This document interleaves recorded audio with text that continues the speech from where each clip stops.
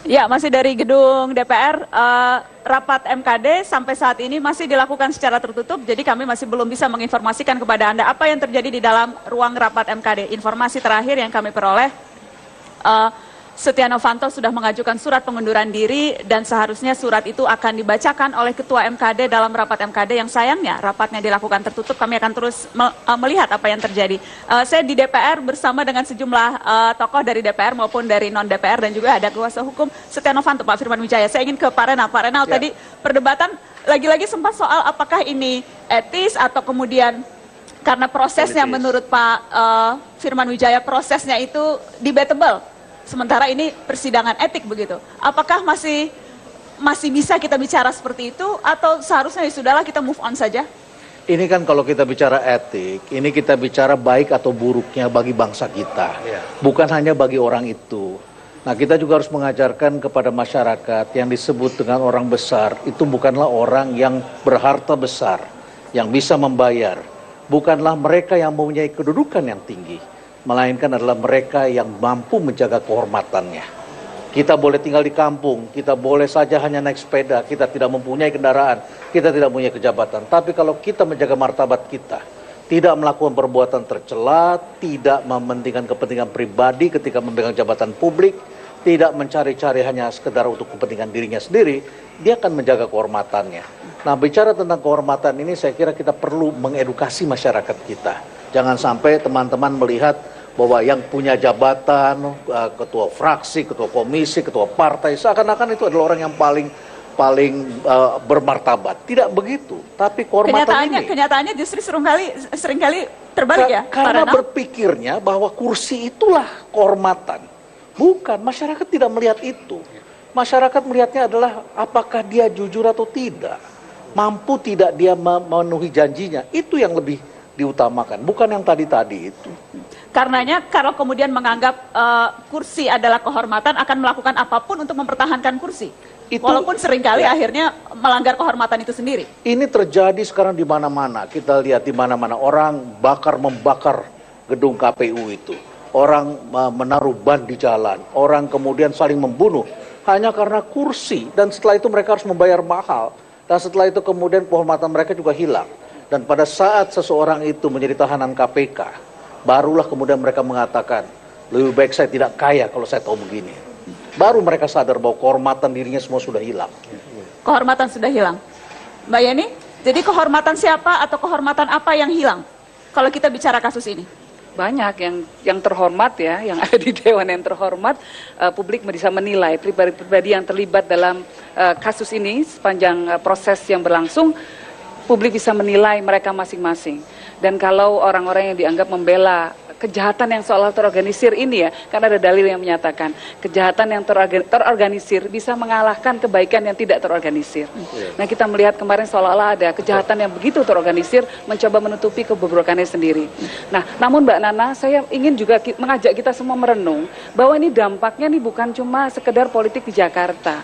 Pernahkah kita merenungkan dampaknya ini terhadap masyarakat Papua yang selama ini masih sangat miskin dan beranggapan bahwa apa yang dikerjakan di Freeport tidak mereka rasakan, kesejahteraannya tidak meningkat. Lalu mereka kemudian juga melihat, menyaksikan bagaimana Jakarta mau bagi-bagi kapling hanya untuk mereka sendiri. Gimana rasanya bagi masyarakat Papua? Sementara kita masih berhadapan, masih melihat ada kelompok yang menginginkan separatisme. Saya ingin mengajak semua elit politik di Jakarta berpikir buat keutuhan bangsa kita. Jangan pikir kepentingannya sendiri saja. Oke, Pak Firman, Anda mau komentar? Saya harus kasih kesempatan khusus Anda. Ya, saya hanya teringat pandangan Benjamin Cardoso ketika dia mengadili seorang terdakwa dan terdakwa ini menyatakan pembelaannya. Sang hakim mengatakan, Anda ini melakukan contempt of court.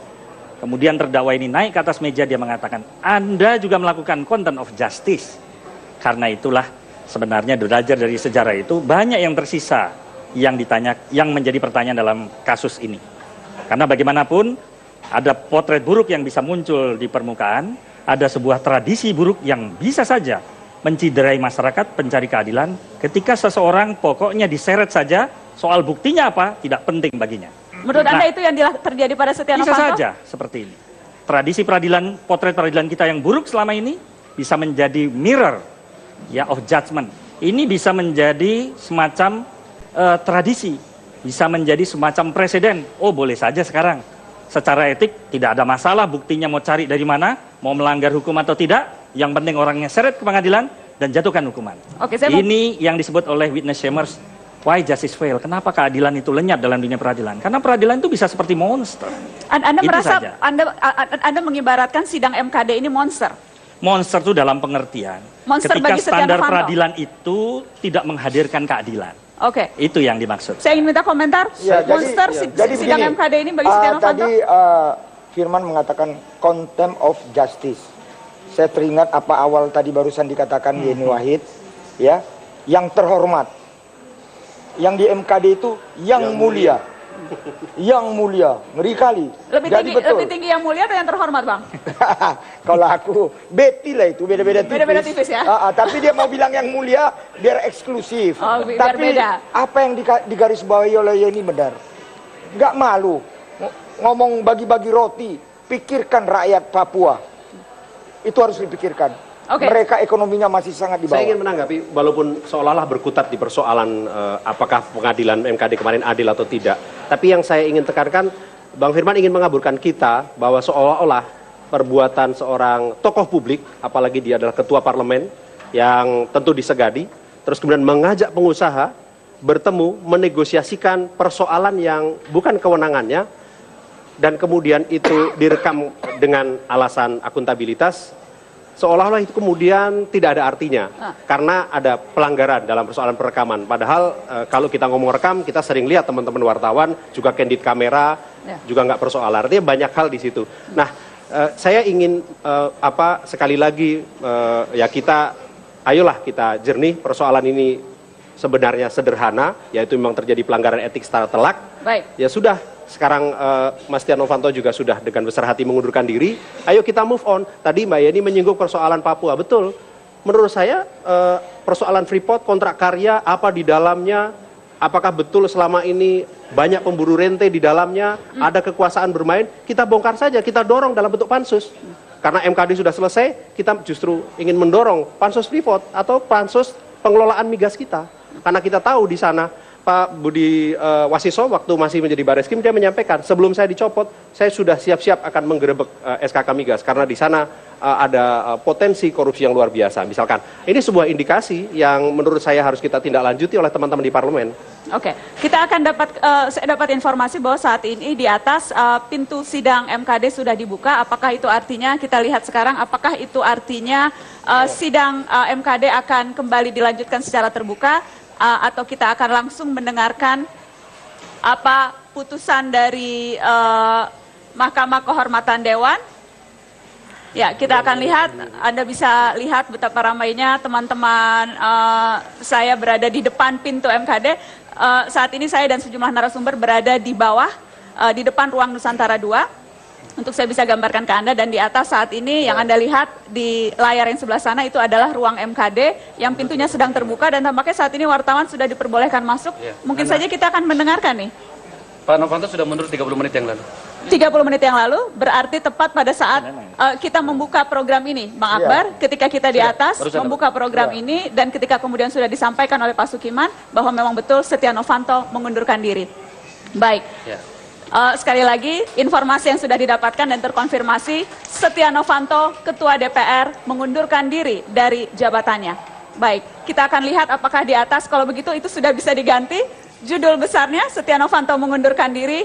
Ya, sudah diganti grafisnya, Setia Novanto mengundurkan diri dari jabatannya. Apakah ini artinya persoalan selesai? Karena kalau tadi istilah Bang Firman, ini political game, apakah ini artinya game over? Ya, jadi begini, saya sih sudah tidak ingin menanggapi lagi Mas Firman ya, karena pembuktian sudah cukup. Seorang yang bernama Pak Ma'ruf Samsudin bertemu dengan Pak Setia Novanto dan Tessa Halid, dia akui di depan sidang, dia katakan saya yang merekam, dengan alat saya yang sekarang ada di kejaksaan.